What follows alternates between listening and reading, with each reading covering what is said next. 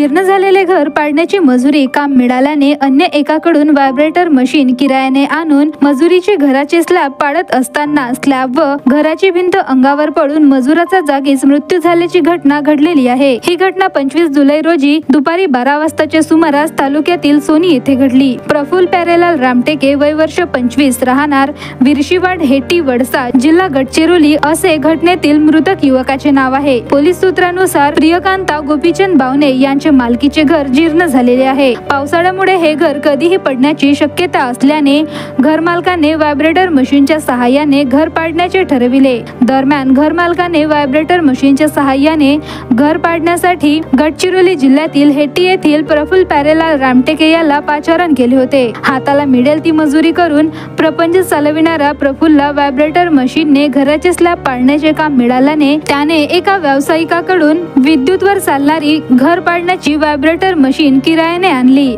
सोबतच प्रफुल्लने मदतनीस म्हणून एकाला कामावर ठेवले। घटनेच्या वेळी व्हायब्रेटर मशीनने घराचे स्लॅब पाडत असताना मदतनीस युवक काही कामानिमित्त बाहेर गेला होता। मदतनीस बाहेर गेला असताना देखील प्रफुल्लने इलेक्ट्रिक व्हायब्रेटर मशीनच्या सहाय्याने घराचे छत पाडण्याचे काम सुरू ठेवले। मात्र घर जीर्ण झाले असल्यामुळे घराची स्लॅब व भिंत प्रफुल्लच्या अंगावर पडून प्रफुल्लच्या जागीच मृत्यू झाला। या घटनेची माहिती लाखांदूर पोलिसांना होताच ठाणेदार सचिन पवार यांच्या मार्गदर्शनात पोलीस हवालदार गोपाल कोसरे, पोलीस नायक संदीप बावनकुळे, पोलीस अंमलदार राहुल कोटांगले यांच्यासह अन्य पोलीस कर्मचाऱ्यांनी घटनास्थळी भेट देत घटनेचा पंचनामा केला। लाखांदूर पोलिसांनी मृतदेह शवविच्छेदनासाठी पाठवून कुटुंबियांच्या स्वाधीन केले असल्याची माहिती देण्यात आलेली आहे।